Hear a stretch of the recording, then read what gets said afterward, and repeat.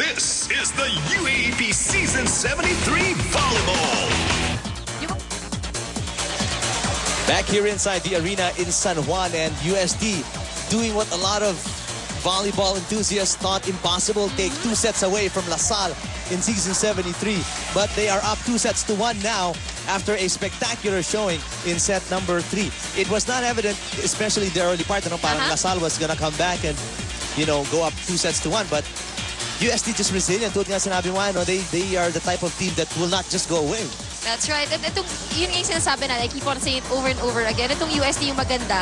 Kahit na, slow start yan, ang importante yung panapos. That's what this team has. And on top of that, earlier part of the game, it was all Aisamaizo. But, in the third set, it was very clear. Caballejo, Banaticla, even Ortiz, all contributed in, the points that they've scored in the set. And it didn't help also that LaSalle failed to, to get a good reception here in the third set. We didn't see much of their offense, totoo yan, and their blocking was decimated by the hitting of UST. There were shining moments for LaSalle, but towards the end, tulad nga yung sabi mo, pagpatapos, UST knows when to turn it on.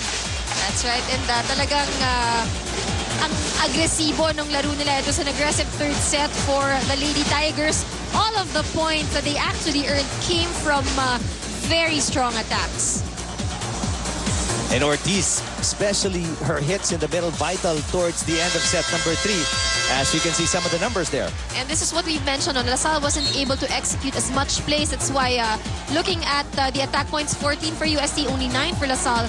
3 block points for UST, while for the unforced errors, there are about 8 for LaSalle and 7 for UST. But, looking at these numbers, you'll see right away na talagang nagka-problema yung LaSalle when it came to reception. Karamihan hinahabol ni Esperanza from the attack line. So, nawala na agad yung option nila for their quick plays. And very uncharacteristic of LaSalle to be behind when it comes to blocking per sets, 0-3 against UST. But of course, I wouldn't be surprised because, looking at the height of the team of UST naman, kahit anong rotation, ang tatangkad din ng players. Now, UST up 2-1 against LaSalle. LaSalle dropping 2 sets for the first time this entire season. What does it say about UST with one vital player, Hirotsuhi, injured, and Aisamaizo not even 100%? Last year, I have to go back again to what happened last year. They were saying UST was off to a slow start. Medyo may mga talo here and there. But ang importante dyan, you peak at the right time. And it seems like UST, again, this year, is peaking at the right time, and in the season. That is so contrary to what a lot of coaches will tell you na you don't just turn it on. I mean, you have to be on the entire time, diba? Because that's difficult. What if it doesn't turn on, even if you want it to? It's not the ideal situation, pero yun yung nakita natin sa UST last year. And mukhang ganun ulit ngayon. Yung papataas ng pataas, and they're really peaking towards the end of the tournament. 1-all in set number 4. 2-1 in favor of UST. You can really tell that it's a pro-UST crowd here with the boos that you hear every time a LaSalle player serves. Speaking of UST, let's listen in. Sumaan Panganiban. Eric, coach, for that intensity that they showed over that third set. He just reminded them to keep their heads together and not lose focus, especially in this fourth set. Kargahan pa natin ng service, magsipag pa tayo sa blocking, at tsagain pa natin ang depensa. And Eric, I was speaking with Jane Gonzalez during the first set. Nasa bench siya noon. I jokingly asked her what she's gonna do if Coach Shaq calls him in. And she said with all smiles, maglalaro ako ate ng bonggam-bongga. And sure enough, she served as a spark plug in that second set win and remained an efficient reinforcement in the third, guys. Thanks, Bonggam-bongga. Well, indeed, bonggam-bongga nga yung laro niya. Set number 2 and 3, actually. That's why they won both sets. Alarca, back set. No go on the pancake save by Judy Caballejo. Now this set, of course, is very critical for LaSalle. So they want to extend this game to 5 sets. LaSalle never lost this entire season except for a technical call on the part of the committee, wherein 2 players from LaSalle played in a commercial league coming into during the UAAP season. That's why they incurred the loss, but that was not through court play. Let's go to Steph C from DLSU. Well, it is essential for LaSalle to execute properly throughout the succeeding sets, which is why Coach Ramil continues to remind the girls to play with maturity and to play smart. He was frustrated because he knows that the girls can do better, and he knows that they could have done better, especially during those last two sets. Moreover, Coach Ramil pointed out that they need to work on their blocking. During their training, it was actually their floor defense which they concentrated on, so he expects the team to simply execute what they did during practice. To add to that, he instructed the Lady Archers to use their heads and not to just keep hitting the ball. Now in the fourth set, LaSalle will attempt to start strong by grabbing the momentum and grabbing an early lead. Eric and Ann. Thanks. Now, that floor defense we did not see when the blocking broke down for LaSalle in set number 3. Ano na wala yung blocking nila, they were not able to cover the floor. That's right. Actually, blocking and back row defense, it goes hand in hand eh. Kung ano yung binablock ng frontliners mo, yun yung area you expect them to cover. And so your back row players, meron silang kanya-kanyang area din kung ano yung hindi covered ng block. But in that case, where their blocking is not working, syempre, mas mahirap na yun for the back row defense. Let's see if they can toughen up that floor defense. Wow, how many times have we seen that? At least here in set number 4.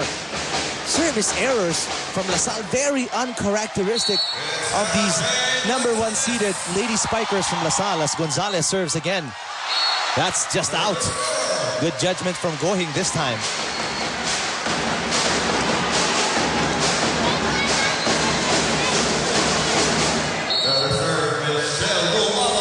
Six serving 5.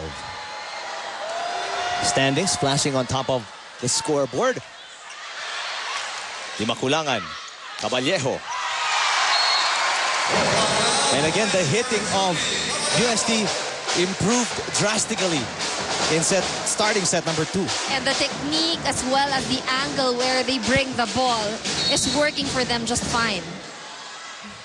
6-all, set number 4. Maraño had to set it up. Di Makulangan, Caballejo with an angle. Maraño in the middle. Easy over on the second ball, UST. Cruz. Not the best attacks, but still a point for LaSalle. Mataas yung bola, look at this. That spin, but still Banatikla went for it.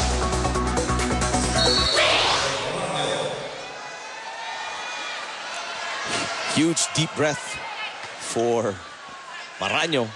And off we go on the serve. What a hit down the line. Judy Caballejo. Now, this is going to be scary if all of the offensive options of UST are working all at the same time. It will be a big challenge for LaSalle. Alarca. Good coverage by the defense of UST. Banatikla. That's wide. Gohing let that one go. 8-7. LaSalle on top by 1 in set number 4.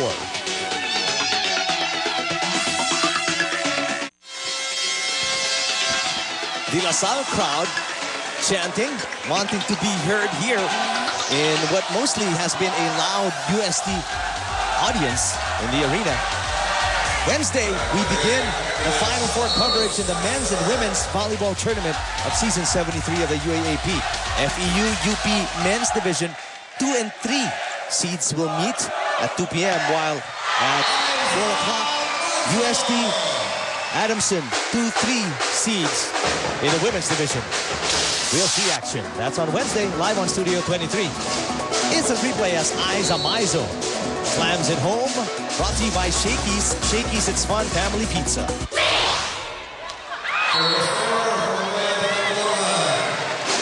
Service error putting LaSalle up by 1. 9-8, set number 4. This is pretty much how the beginning of each set went through, ano?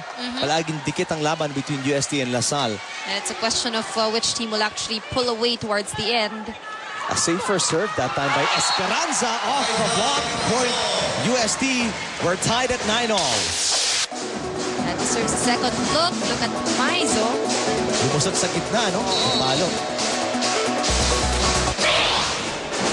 Maizo in the back row. So the offense will be coming from Ortiz and Banatikla for USD. Here we go. Ortiz, the tip. Ortiz has actually tried. May natatawa siya, no? Pero talagang she just tipped the ball and medyo alanganin. Nasa tabi na yata ng ulo ni Ortiz yung bola, no? And USD Still worked. nudges up front. 10 serving 9. Better reception. But poor execution on the part of Gumabaw. 2-point lead, USD. Gumabaw's game is quite different from what we are used to seeing from her. Clearly out.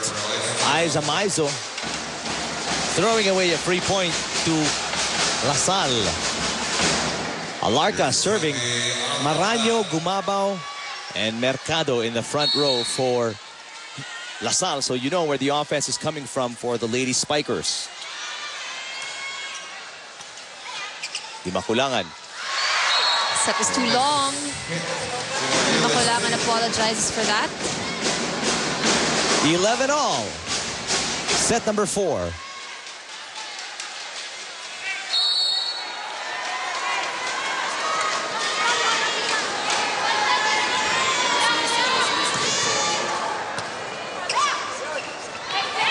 Oh, Gonzalez, a rare hit from her, and she scores.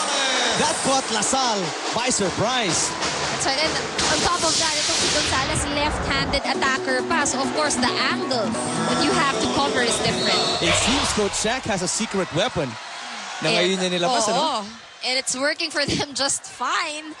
In fact, nasa-challenge yung depensa ng LaSalle.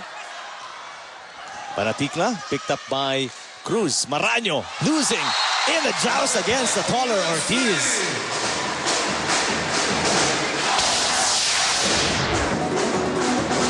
Maraño, poor execution. Tatlong hari comes in for Maraño. Coach Ramil De Jesus digging deep now into his lineup. We know, and like what you mentioned, Ann, malalim ang bench ito ni Coach Ramil. So may mga huhugutin siya. No? Poor reception by Cha Cruz. Basically a free ball here for USD. Although for LaSalle, it's a can't lose set. They cannot definitely relax. But Ortiz is in the zone right now.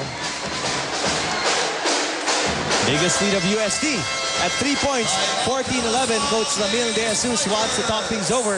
We'll listen to LaSalle.